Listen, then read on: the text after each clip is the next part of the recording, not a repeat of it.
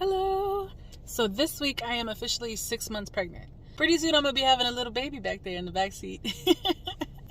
I'm so excited, but there have been some things that have been going through that have honestly, I didn't want to admit it, but just making me feel very depressed.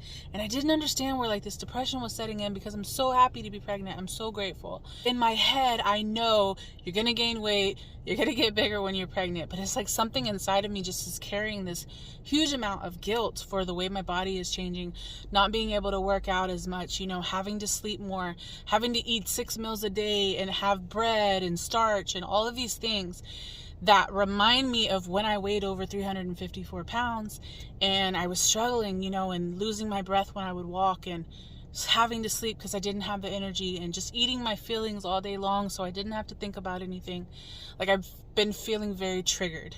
It took me really having to break down and just cry to my husband to really figure out where it was coming from, because obviously this is such a beautiful journey. I've wanted this for so long.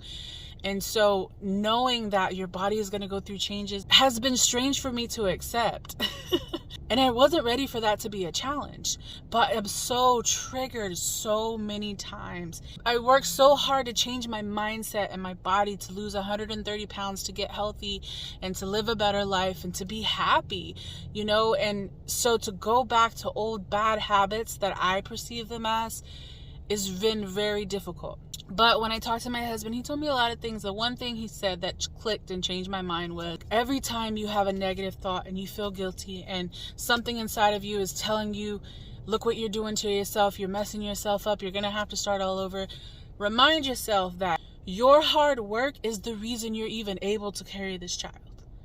That you changed and you became a different person so that you could hold a baby inside of you and have it. That wouldn't have happened if you didn't know what to do. So it's not starting all over again. You know what to do. And when you have this baby, you're going to do it again. Remind yourself that who you are now is the reason you're having a child.